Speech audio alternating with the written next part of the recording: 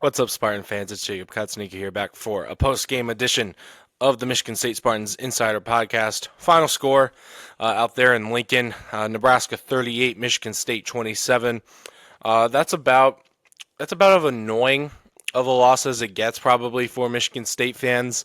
There's going to be a lot of frustration coming out of the fan base from this one, and understandably so. That's a game I think you got to go win that game. Nebraska was not playing well. They just weren't for about 2.5 until about midway point of that third quarter. Then they turned it on. They were down 14-0 right out the gate. 3-and-out punt. Nebraska uses a short field, scores, and then the block punt touchdown. It's 14-0. You're thinking, uh-oh, might be a long game. And then the defense hunkers down. The offense finds a way to get some points. And before you know it, it's the third quarter, and they've got a lead. And you're thinking, okay, they've got a real chance here. And then it just goes patooey, just 24 unanswered points. From there on, Michigan State got a garbage time touchdown with Milivojevic in the game. Later on, we'll talk about that a little bit as well. The way he played, did well. I'll say that. But 24 unanswered points, it's the big. You can't afford that. Obviously, I'm talking obvious. I'm talking nonsense here. You can't afford 24 straight points, but it just came out of. It's just the way it felt like it came out of nowhere. It was 21-14. Michigan State Childs had just snuck in that touchdown. It felt like Michigan State had all the momentum on its side. Its defense hadn't allowed a touchdown since the opening drive. Again, it was a special teams error on that one as well. And then they get 3rd and 10 right out the gate. I'll have to go over the rule book there, but on that second down, Raiola got hit and he lost his helmet. I don't know if they've changed it, but I still think you have to leave the field for one play if you lose your helmet. That might have changed. I might be wrong on that, but I'll have to go look through the rule book. But if so, if that is still the rule, I don't know if there's maybe a quarterback exemption too. If that is the rule, that's a big miss. If not, whatever. It was still, even then, it was 3rd and 10.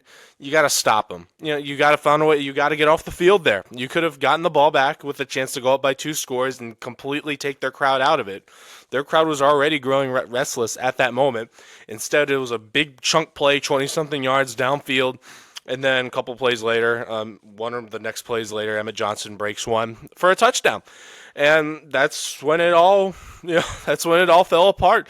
Ensuing kickoff, Sam Edwards, Jay Coyne, maybe the wind is a factor there.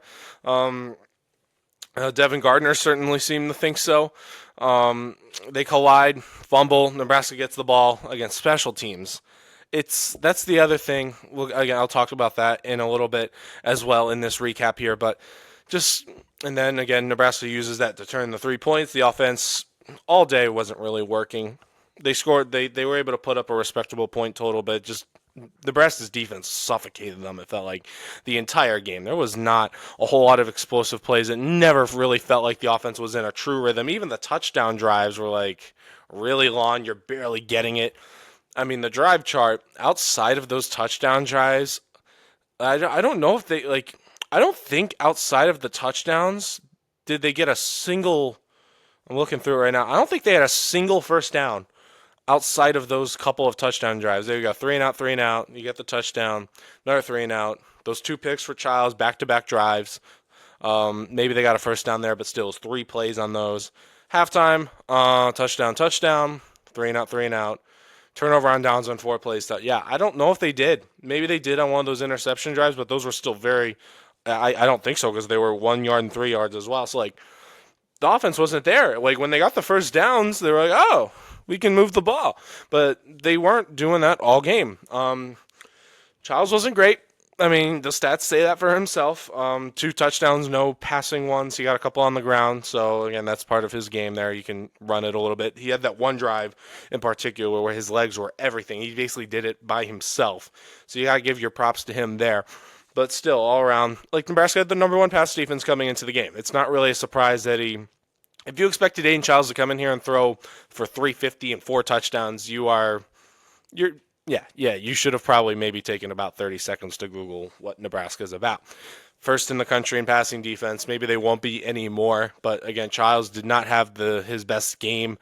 Completion percentage 9 for 23. Again, that's sub 50, not great. 85 yards, not great either. Of course, Milivojevic. I got to give credit to him. He came in. Childs was hurt. Seemed like he maybe had the wind knocked out of him. We'll have to get the updates from Smith on how Childs is feeling. But he came in and he looked fine. Threw that nice touchdown pass. I believe it was to Velling from a couple of yards out. That was a big score. I think that was the first one in the game. MSU really needed 7 on that one. He came in, provided that when he probably wasn't expecting to. Childs comes out late, and Milivojevic makes a couple of really nice throws. He had a really nice one to Tullis where I think the Nebraska defender got away with a hold, and if he wasn't being it should have been a penalty. If that defender wasn't committing a penalty, that wasn't called. But still, if he wasn't committing a penalty on a bit of a tug there, it would have been another touchdown pass for him. Milivojevic ran it in instead on a quarterback sneak. People are going to probably do the whole, Childs needs to be benched thing. Stop. Just stop. We're not doing that right now. Childs has played fine. It wasn't his best game, but it happens. He didn't play well against Western Michigan earlier this year, and he won them that game against Boston College. That's not a win that's aging well either, but what can you do? But still, he won them that game against Boston College. Anything less, they would have. He played a near perfect game in that one. And before this one, he had been putting up good numbers. Still, again, the 2 picks not great, but if watching that game, I don't know what else he's supposed to do. They missed Stanton Ramil back there. They tried both. They really had 2 options. Move Connor Moore from right tackle to left tackle, and then sub in Ashton Lepo at right. Or put in Rustin Young at left and keep Moore at right tackle. They seem to choose put Moore at left tackle and bring in Lepo at right tackle. On the surface, I get that. I think I might have done that too if I were the coaching staff as well, but I also don't watch them every day in practice. But Lepo started there last year. He was playable. He wasn't great. Stats weren't great. But today it was rough for him. Gave up a sack or 2. I think he got penalized a little bit. I think he got hurt at the end too. Obviously, you hope he's okay. But wasn't great. Connor Moore wasn't great either. No one was good on the offensive line in general. I mean, maybe I didn't seem to notice Matt Golban, which is usually a good thing with the offensive line. But he's the best player on that offensive line by far. No one's worried about Matt Golban ever. Again, I'll have to watch the game back a little bit to see just what went wrong, perhaps on the offensive line there, but that was dreadful. About as dreadful as it gets against a team where the offensive line probably needs to perform well. Nebraska, MSU's pass rush was great today when it needed to be. Got to Ryle a bunch of times. But so here's the thing about Nebraska's pass rush. It's maybe worse than MSU's. Both teams came into this game with 6 sacks apiece. Pro Football Focus, the number said MSU had more pressures than Nebraska's to this point. I don't know, maybe percentage-wise what it was at, but MSU's pass rush was but Nebraska's pass rush was all over Childs. He could not, he rarely had a clean pocket today, and he constantly had to force the ball out. One of the picks was just him airmailing it. That's not an offensive line problem, but the other one was, again, not a good decision with the ball, but when, I think it was a 3rd down, 3rd and long, you're going to be a lot more likely to force it. That was kind of the old Aiden Childs that came out there. 3rd and long, pressure coming, and he forces the ball into tight coverage and he gets picked off. That was a lot of his picks last season. But again, I still think the main culprit was special teams. It's weird though, because special teams has been a strength of this team coming into this one. Ryan Eckley is still one of the best punters in America. He punted fine. He never had a short kick. He was a lot better than Nebraska's punter. I'll tell you that as well. I'm trying to find the stats here without taking too long. Yeah, he averaged 51 yards a punt. That's really good. I mean, what can you really complain about from that one there?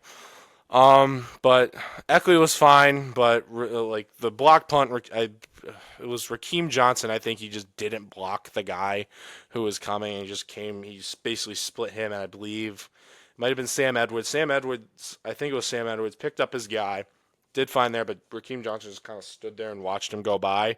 That's what I remember from that play. You have the botched kickoff. Um, Sam Edwards and Jay Coyne just don't communicate for the ball. Two guys try to catch the ball at the same time, and neither of them get it. Free ball. Nebraska gets it. So like it's what can really drive it up the wall is just how preventable all this stuff is. Just go like I don't know what they were doing over the bye week, but the special teams practices certainly weren't effective enough because the execution wasn't there at all. From that, there was a long punt return they allowed, 50-something yards. There was another one where they gave up a touchdown, but it got called back because of a block in the back penalty. I think again, Sam Edwards involved in this play as well. I think he would have maybe made that tackle if it weren't for the penalty. But still, like just not a good day from the special teams group that's coached by Chad Wilt. He knows that, but like again, this has been a strength for MSU before. Again, part of it's carried by Eckley. But we never really saw Amari Kelly do anything in the punt game as a returner, but just the general coverages and everything were terrible, and it cost them at least 10 points in total from just directly from very, very preventable mistakes. So Michigan State 3-2 now, 0-2 in Big Ten play. They're heading now into what's going to be a very interesting week. They got UCLA coming in. UCLA is the only game remaining on the schedule right now where Michigan State's probably going to be favored. If you haven't been paying attention, UCLA beat Penn State today in the Rose Bowl. So they're awake now and they have hope. They have hope again. So now they're going to come into Spartan Stadium. It's going to be at 9 a.m. Eastern, Pacific, noon kick. So that's kind of a bit of an advantage for MSU. Still a game, even after they come off a win against Penn State. You got to win this game. Must-win game for Michigan State if you want to make a bowl game. They got to find 3 wins somewhere, and this is the first one you look to for that. So again, it'll be an interesting week coming up. We'll be providing you all the coverage of everything happening in East Lansing, around the program and everything. Once again, I'm Jacob Katznika. Thank you for listening. I'll see you guys around.